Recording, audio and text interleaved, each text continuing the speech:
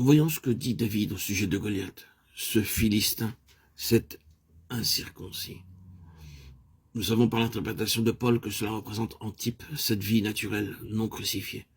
Cette vie naturelle qui cherche toujours à avoir une main mise sur les choses de Dieu, indépendamment de l'œuvre de la croix. Cette vie naturelle qui ne reconnaît pas la croix, qui met la croix de côté, et pense qu'elle peut agir sans la croix dans les choses de Dieu, qui ignore le fait qu'il n'y a aucune possibilité dans les choses de l'Esprit de Dieu, excepté par la croix, comme une chose expérimentée en tant que puissance de brisement de la vie naturelle, mais une puissance qui ouvre une voie pour l'Esprit. Il n'y a aucune possibilité pour nous de connaître les secrets de Dieu, excepté par le Saint-Esprit. Et le Saint-Esprit n'était pas jusqu'à ce que le calvaire soit accompli. Ce doit être personnel dans l'application, pas simplement historique.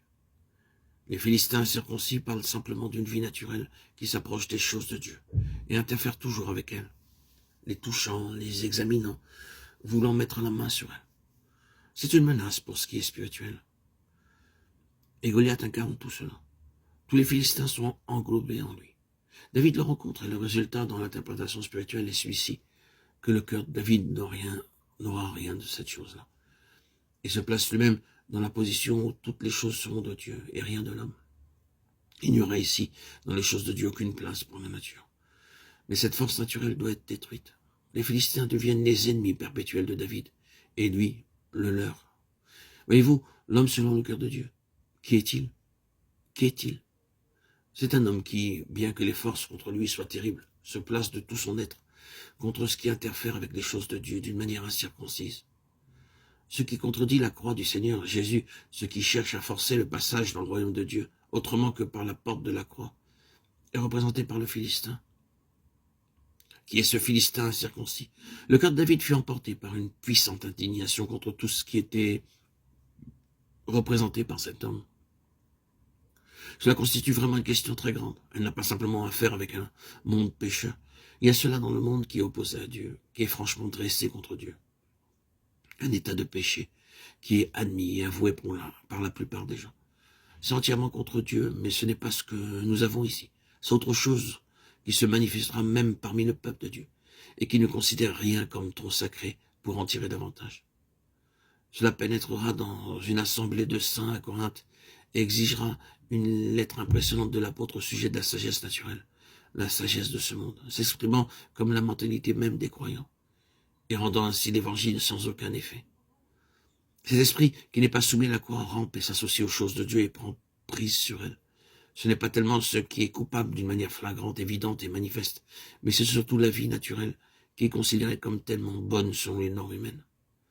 Le peuple du Seigneur a toujours dû rencontrer cela sous une forme ou une autre. Esdras a dû le rencontrer. Des hommes sont venus offrir leur aide pour construire la maison de Dieu, et combien l'Église a succombé à cette sorte de choses. Si quelqu'un offre son aide pour l'œuvre du Seigneur, l'attitude immédiatement prise est « Oh, bien, c'est une aide, c'est ce que nous voulons. Prenons toute l'aide que nous pouvons obtenir. » Il n'y a alors aucun discernement. Néhémie a dû le rencontrer. Il y a une certaine aide qui est préférable de ne pas avoir. L'Église est bien mieux sans l'association des Philistins. C'est la sorte de chose qui a tout le temps assailli l'Église.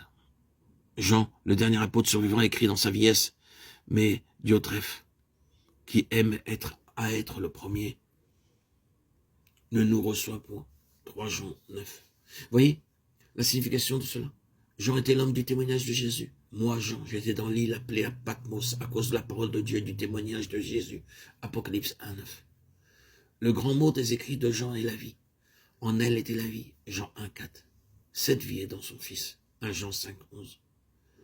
Diotrephe n'a pas pu supporter cela. Si Christ, entre Diotrephe qui aime à être le premier, doit sortir, si celui qui aime à être le premier entre, alors Christ est maintenu dehors. L'homme selon le cœur de David, selon le cœur de Dieu, est l'homme qui n'aura aucun compromis avec la pensée naturelle. Et voyez donc ce que représente David. Il enlèvera la tête du géant. Il ne doit y avoir aucun compromis avec cette chose naturelle. Elle doit tomber au nom du Seigneur. Non seulement la pensée naturelle avec ce qui s'appelle péché sous ses formes plus marquées, mais avec toute cette vie naturelle qui essaye de mettre la main sur l'œuvre de Dieu et les intérêts de Dieu, de les manipuler et de les régir. C'est ce qui a disloqué et paralysé l'Église à travers les siècles, des hommes qui se mettent à la place de Dieu dans son Église,